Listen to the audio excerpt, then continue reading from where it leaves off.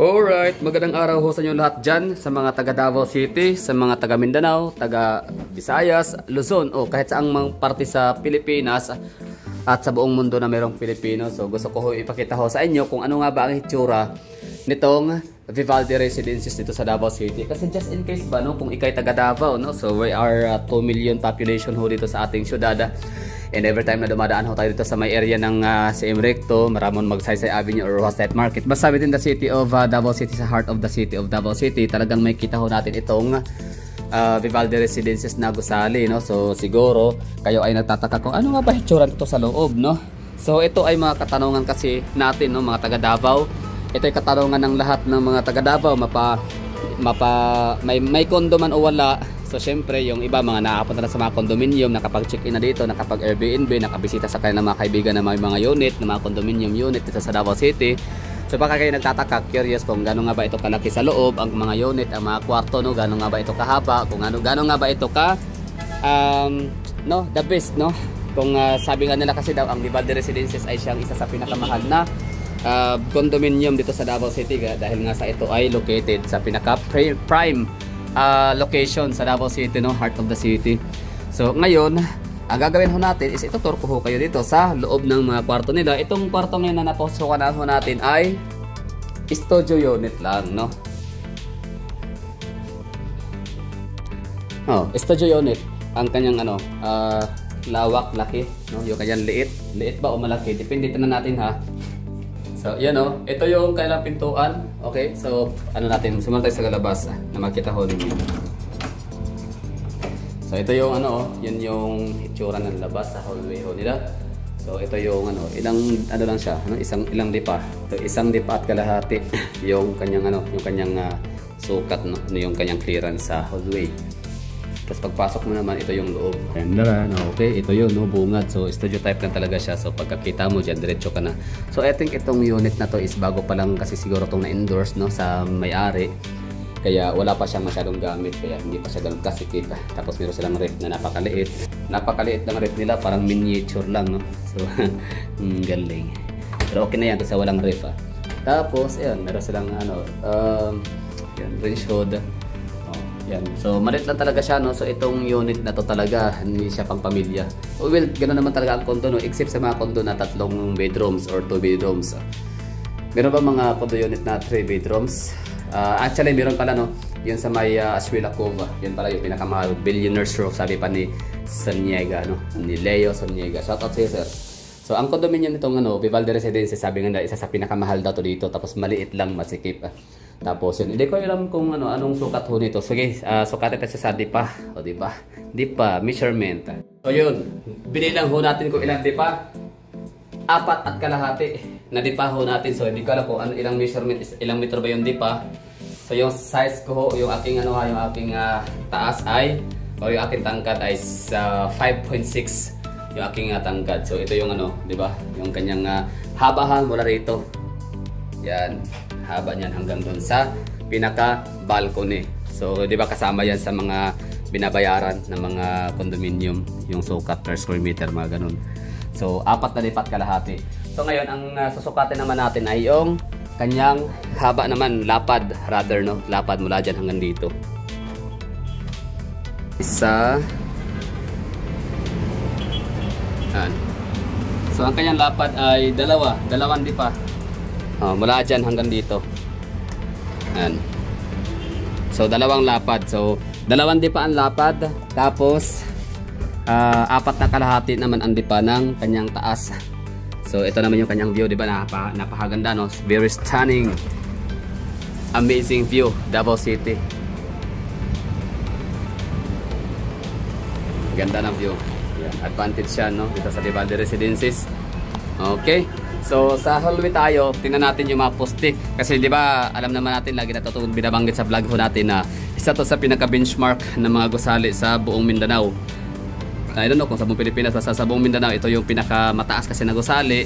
And at the same time, siya yung pinakamatibay. Oo. So the tallest building and the strongest building, no, dito sa buong isla ng Mindanao.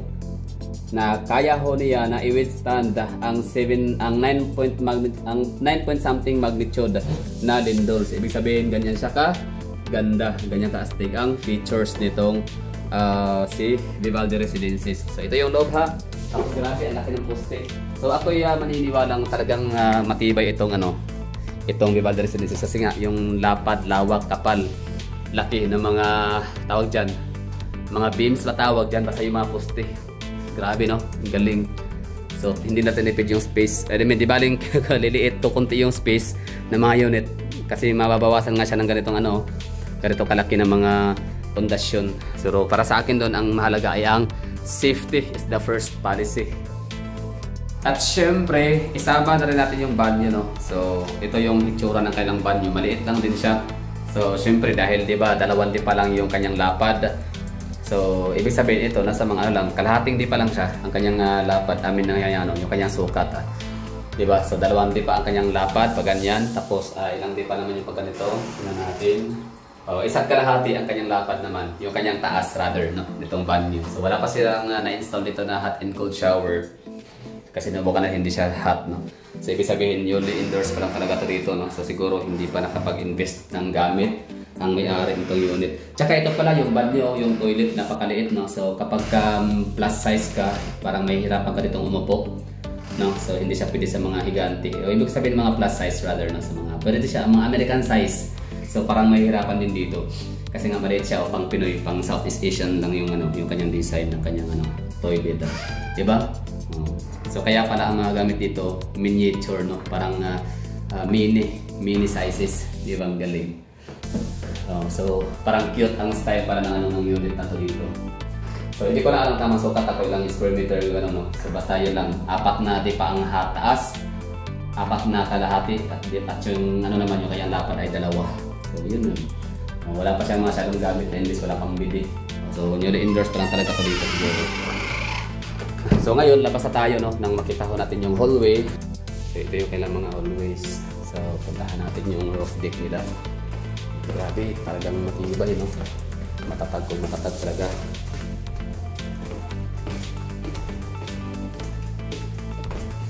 Tatag kung tatag. Ganda ng So meron silang 4 na elevator. So ano pala to no, 5 sizes. I mean 5 sides ang gusali. So para siyang pentagon. Tama ba? 5 sides ba is pentagon?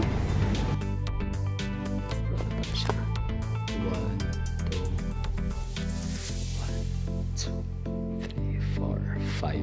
So, meron siyang 5 sides. So, ano ba ang ibig sabihin ng 5 sides? It's a pentagon. Tama na, pentagon, 5 sides. Galing. So, ibig sabihin pala, ito yung mga unit. Tama ba? Paano ba yun?